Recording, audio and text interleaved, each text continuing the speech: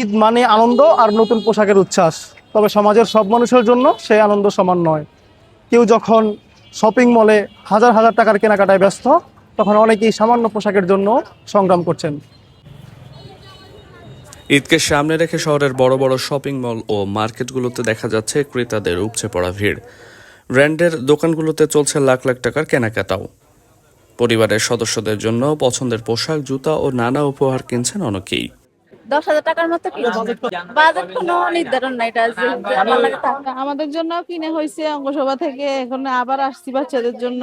একবার কিনছি আবার আসছি, এখানে আসলে আমাদের পছন্দ হয়, রুচিশীল জামা কাপড় আছে এখানে, এজন্য আমরা এক কথায় অঙ্গসভায় চলে আসি। আমাদের শপিং হয়েছে, আরো যেগুলো বাকি আছে সেগুলোর জন্য আসছি আর কি এখন। আমার পুরো পরিবারের জন্য বাজেট হলো 25,000 টাকা। তবে শহরের অন্য প্রান্তে ফুটপাত বা স্বল্প মূল্যের দোকানগুলোতে ভিন্ন চিত্র। সীমিত আয়ের মানুষজন কম দামের পোশাক খুঁজে বেড়াচ্ছেন, অনেকে আবার শুধু দেখেই ফিরে যাচ্ছেন। অনেক দিনমজুর ও নিম্ন আয়ের মানুষ বলছেন, নিত্যপণ্যের দাম বেড়ে যাওয়ায় ঈদের কেনাকাটা তাদের জন্য কঠিন হয়ে পড়েছে। 102 জোড়া নিছে, ওর ভাইয়ের জন্য এক জোড়া, ওর জন্য এক জোড়া, মানে 250 টাকা দাম নিছে কোনো জোড়া।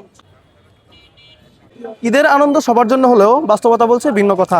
সমাজের এক শ্রেণী যেখানে বিলাসী কেনাকাটায় ব্যস্ত, অন্যদিকে অনেকেই সামর্থ্যের সীমাবদ্ধতায় ঈদের আনন্দটুকু মেপে উপভোগ করছে।